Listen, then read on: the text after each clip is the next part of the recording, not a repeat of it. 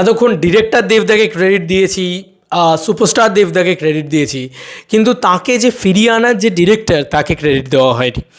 Hey guys, welcome to my channel. আমি মহারাজার। এখন আমরা কথা বলবো হচ্ছে বাংলা সিনেমার ইতিহাসে সর্বকালের শ্রেষ্ঠভাবে যে জনক হিসেবে যে নামটা লেখা থাকবে সেটা কিন্তু কার নাম বলো তো? সেটা হচ্ছে সুজিত রিনো দত্তের নাম। ইয়েস বন্ধুরা, সুজিত রিনো দত্ত। আমার মনে হয় এটাকে আলাদা করে একটা ভিডিও বানানো আমার খুব দরকার ছিল, কারণ কেউ ইতিমধ্যেই এত যে নতুন ডিরেক্টর এলো প্রত্যেকের নিজস্ব ট্যালেন্ট নিয়ে এসছে। কাউকে ছোটো করছি না, কিন্তু আবার বলছি একজনকে বড় করতে গিয়ে আর কাউকে ছোটো করছি না, কিন্তু প্রত্যেকের নিজেদের মতন করে চেষ্টা করেছে, কিন্তু কেউ কিন্তু এই সাকসেসটা আনতে পারেনি। এই সাকসেস অনলি দেবদাস সাকসেস শুধুমাত্র নয়, এই সাকসেসের ভিতরে রয়েছে ওই এলাকা থেকে বাঁচা একটা মানুষের সাকসেস। সুজিতদার পরিশ্রম এবং সুজিতদার গল্প এবং সুজিতদার সব থেকে যেটা ওই মানুষটা বাঁচে, ওই মানুষটা বড় হয়েছে, ওই মানুষটার সাথে কথা বলে তুমি বুঝতে পারবে ওর অ্যাকসেন্টগুলো কীরকম, ও যেভাবে কথা বলে সেটা কীরকম। তো তুমি বুঝতে পারবে যে মানুষটা কোন জায়গা থেকে বিলং করছে, এবং ওই মানুষটা খাদান কলিয়ারি থেকে বিলং করছে। সেখানে আরও প্রচুর এরকম গল্প রয়েছে যেগুলো উনি সেই চাকতে মাখতে বড় হয়েছে। ঠিক আছে, তো কোথাও গিয়ে উনি না ওই জিনিসগুলোকে থেকে মানে বাঁচে, ওই রকম জীবনে বেঁচেছে, উনি দেখেছে চোখের সামনে এই জিনিসগুলো, যে কারণে এত সুন্দরভাবে ফুটে উঠেছে খাদানের মাধ্যমে এই পুরো বিষয়টা। তো কোথাও গিয়ে বাংলা কমার্শিয়াল ছবির যে রিভাইভ করা, সেটা যতটা দেবদাকে ক্রেডিট যায়, অনেকটাই বেশি ক্রেডিট দেবদার কাছে চলে যাচ্ছে। আমার কোথাও গিয়ে মনে হয় ততটা ক্রেডিট কিন্তু রথিজিৎদার প্রাপ্ত, তার থেকে সবথেকে বেশি ক্রেডিট প্রাপ্ত কিন্তু সুজিত রিনো দত্তর কাছে।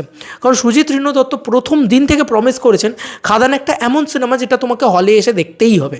খাদান আজকে ব্লকবাস্টার হয়ে গেছে, কিন্তু খাদান একটা এমন সিনেমা যেটা তোমাকে হলে এসে দেখতেই হবে, এই কথাটা কিন্তু সুজিত রিনো দত্ত প্রথম দিন থেকে প্রমিস করে এসছেন যে এমন একটা সিনেমা যেটা বড় পর্দার সিনেমা। দেখো, সব ডিরেক্টররাই বলেন আমার ছবিটা হলে এসে দেখুন, কিন্তু সুজিত রিনো দত্ত বানিয়েছেই এমন কিছু, দেখিয়েছে প্রি ট্রেলার, প্রি টিজার, ঠিক আছে, বাট যে মানে যা জিনিসপত্র ট্রেলার যা এসছে আর কি, সব কিছুর ভিতরে সুজিত রিনো দত্ত যা দেখিয়েছে, এবং তিনি যে ধরনের গান, যে ধরনের জিনিসপত্র, যা সমস্ত সব দেখিয়েছে, যেভাবে মানে যা ঝলক আমরা খাদানের তরফ থেকে আগে দেখেছি, খাদান রিলিজের আগে, এখন খাদান রিলিজের পরে সেগুলো নিয়ে কথা বলছি, যে সেগুলো এতটাই প্রমিসিং ছিল যে বাঙালি দর্শক ঠিক করেই ফেলেছিল যে এই সিনেমাটা হলে গিয়ে ভাই টিকিট কেটে দেখতেই হবে, কারণ এটা একটা যুদ্ধ, এই যুদ্ধে জিততেই হবে, বাংলা কমার্শিয়াল ছবিকে জেতাতে হবে। সবথেকে বড় কথা, এই লড়াইটা কিন্তু শুধু খাদানকে জেতানোর লড়াই নয়, হিন্দি ছবি, সাউথের ছবি, ইংরাজি ছবি, সবার ভিতরে শো নিয়ে, শো পেয়ে, শো দখলে নিয়ে সেই লড়াইটা করা, এটা কিন্তু খুব ডিফিকাল্ট। দুটো কিন্তু আকাশ আর পাতাল তফাৎ, ভালো করে ভেবে দেখো। খাদান এবং বাকি 5টা ছবি রয়েছে, এবং একটা এমন ছবি রয়েছে যেটা পুরোপুরি out and out family drama, family অডিয়েন্সের জন্যে, যেটা আর কি একদম সেফ বেট একটা ছবি। সেই কারণে সেই ছবিটাও ছিল, কিন্তু এত কম্পিটিশনের মধ্যে দাঁড়িয়ে হেড দেওয়া শুধুমাত্র কিন্তু এটা দেবদার ক্যালিবার নয়, কারণ এখানে যে ধরনের ক্যারেক্টারাইজেশন, মান্ডি চরিত্রটার কথাই যদি বলি, বা মোহন সেই ক্যারেক্টারটাই কথাই যদি বলি, এবং এই যে মানে কৃষ্ণের দুটো রূপ, কৃষ্ণের দুটো নাম শ্যাম এবং মোহন, এই দুটো রূপ, এই দুটো নাম, তার কী কী সিগনিফিক্যান্ট রয়েছে। শ্যাম হচ্ছে শক্তির প্রতীক, মোহন হচ্ছে বুদ্ধির প্রতীক। এই যে প্রতীক জিনিসটা, এটা যেভাবে করা হয়েছে, এত কিছু রয়েছে না খাদান ছবিটার ভিতরে, আমরা ডিকোড করতে করতে হয়তো হাঁপিয়ে যাব।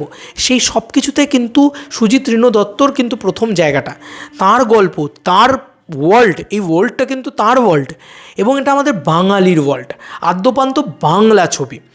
এইটা খুব ইম্পর্টেন্ট, যা আমরা খুব বাংলা ছবি বানিয়েছি, বাংলা কমার্শিয়াল ছবি বানিয়েছি অনেক বছর পরে। লাস্টে শত্রু ছবিটা আমরা কমার্শিয়াল ছবি হিসেবে দেখতে পেয়েছিলাম। শত্রু বলতে কিন্তু জিদ্দার শত্রুর কথা বলছি না, আগে যে রঞ্জিত মল্লিকের শত্রু, সেই ছবির কথা বলছি। তখন থেকে আমরা একটা কথা অনেকে আমরা বলতে শুনেছি যে বাংলায় কেন কমার্শিয়াল ছবি ঠিকঠাকভাবে হচ্ছে না। তো বাঙালি আনা ভর্তি, বাঙালি ক্যারেক্টার নিয়ে, এবং বাঙালির কালচারে যে সাঁওতালি কালচার, সাঁওতালি জিনিসপত্র, ঠিক আছে, মানে জাস্ট এ জমিন হয় খাদান হবে লাতো সুসান, এই ধরনের ডায়লগ, ঠিক আছে, ফ্যামিলি নিয়ে ব্যস্ত আছি বলে কী ভাবেছিস, অ্যাকশনটা ভুলে গেছে, ওটা আমারই কাজ। বাট ডায়লগ রাইটিংও এটা কিন্তু দুর্ধর্ষ হয়েছে, এবং সবথেকে বড় কথা, ডিরেক্টর কিন্তু খুব সাকসেসফুলি সুপারস্টার দেবকে প্রেজেন্ট করতে পেরেছে, তার সুপারস্টারডামটাকে প্রেজেন্ট করতে পেরেছে। এইটা কিন্তু সবথেকে বড় কথা, এই ডিরেক্টরই কিন্তু সবথেকে সাকসেসফুলি সেটা করতে পেরেছে। এবং মানে প্রেজেন্ট করতে পেরেছে এবং সেলিব্রেট করতে পেরেছে। সবথেকে বড় কথা দর্শকের সাথে কানেক্ট করে সেলিব্রেট করা। মানে একটা সুপারস্টারকে প্রেজেন্ট করে দিল একটা ডিরেক্টর, কিন্তু সেটা সাধারণ দর্শকের সাথে কানেক্টই করলো না, তাহলে সে কেনই বা সেলিব্রেট করবে? কিন্তু এই যে ফ্যামিলি নিয়ে ব্যস্ত আছে বলে কী ভাবেছে, সেই ডায়লগটাতে রীতিমতো গোটা বাংলা সেলিব্রেট করছে, কিশোরী গানে গোটা বাংলা নাচছে। সেটার যে প্রেজেন্টেশন, সেটা তো ডিরেক্টরের মাথায় ছিল যে এইভাবে আমি প্রেজেন্ট করব। তো একটা দিকে কিন্তু দাঁড়িয়ে বলতে হবে যে যত কটা কমার্শিয়াল ছবি রিসেন্ট টাইমসে এসছে, সব থেকে সাকসেসফুল কিন্তু খাদান হলো, যেটা কেউ মানে আশাও করেন। সবাই ভেবেছিল খাদানও হয়তো ওই বাকি ছবির মতন কোনো রকমের 6-7 কোটি টাকা কামাবে, যেটা হয়তো সে তার ফার্স্ট উইকেই কামিয়ে ফেলেছে। এবং খাদান যেটা করছে সেটা তাণ্ডব, রুদ্র তাণ্ডব। কোনো রকমে দেবদার ছবি কোনো রকমে হয়তো 6 কোটি টাকা কামিয়ে নিজের বাজেটটাকে রিকভার করে বেরিয়ে যাবে, এটাই লোকে ভেবেছিল, অনেকে ভেবেছিল। সো কল্ড কিছু মানুষ ভেবেছিল যারা কমার্শিয়াল ছবির ভালো চায় না, বা এরকম অনেক মানুষ আছে, আমরাই যারা যথেষ্ট চিন্তায় ছিলাম যে খাদান কী হবে না হবে। কিন্তু খাদান মানুষের সাথে কানেক্ট করে গেছে, খাদান মানুষের ভালো লাগছে, কারণ সিম্পল গল্প, সিম্পল বিষয়। এই যে সিম্পল জিনিসটাকেও খুব সুন্দরভাবে দেখানো এবং ফিল গুড একটা ফ্যাক্টর, যতক্ষণ হলে আছি ততক্ষণ এন্টারটেইনড হচ্ছি, এইরকম একটা ডিরেক্টর আমাদের খুব দরকার ছিল, যে বাঙালির গল্প বলবে, ফিল গুড একটা গল্প বলবে, সিম্পল গল্প বলবে এবং সবার সাথে কানেক্ট করবে। এটা কিন্তু রাজ চক্রবর্তীর আগমন কিন্তু এইভাবেই হয়েছিল। সেই রাজ চক্রবর্তীর আগমন কিন্তু আবার সুজিত ঋণ দত্ত সেই রকম একটা রাজ চক্রবর্তীর আগমনের মতন আগমন হলো। তুমি যদি চ্যালেঞ্জ ছবিটা দেখো আর এই ছবিটা দেখো, দেখবে দুটো ছবির ভিতরে একটাই গল্প লাইন আছে, সিম্পল গল্প, সিম্পল বিষয় এবং একটা বড় লার্জার দ্যান লাইফ ক্যানভাস, এবং মজা লাগছে। জাস্ট একটাই কথা, সুপারস্টারকে প্রেজেন্ট করতে পেরেছে, সুপারস্টার বানিয়ে দিয়েছে। দেবদাকে তো নতুনভাবে আবার সেই জায়গাটা এনে দিল না সুজিত ঋণ দত্ত, তাই তাকে নিয়ে কিন্তু আলাদা করে কথা বলতেই হয়। এবং রিসেন্ট টাইমসে যত কমার্শিয়াল ছবি এসছে, তাদের যত ডিরেক্টরসরা রয়েছে, তারা কিন্তু কেউ সাকসেসফুলি এই জায়গাটা করতে পারছিল না, এতটা সাকসেসফুলি কেউ এই জায়গাটা করতে পারছিল না যে সুজিত ঋণ দত্ত করে দেখাতে পারলেন আর কি। সুজিতা, তোমাকে এর জন্য একটা হ্যাটস অফ, তুমি ফাটিয়ে দিয়েছো, বাংলার জনগণের পালস বুঝে তাদের অনুযায়ী কমার্শিয়াল ছবি বানাতে পেরেছো, যে কারণে আজকে 8 থেকে 80 বয়স্ক থেকে বাচ্চারা, মিডিল এজ, সবাই কিন্তু এই ছবিটা দেখে এন্টারটেইন হচ্ছে। এটা অনেক বছর বাদে আবার বাংলা ছবিতে ফিরে এসছে। তোমার কাছ থেকে একটাই চাহিদা, খাদানটু খুব শীঘ্রই চাই, সেখানে আরও বেশি করে এই ওয়ার্ল্ডটাকে দেখতে চাই, পলিটিক্সটাকে দেখতে চাই, সেখানকার যে অ্যাকসেন্ট, সেখানকার ভাষা, সেখানকার মানসিকতা, সেখানকার মানুষজন, বাঙালিয়ানা কালচার, এবং তার সঙ্গে সঙ্গে ফুল অন পয়সা বসুল এন্টারটেনমেন্ট।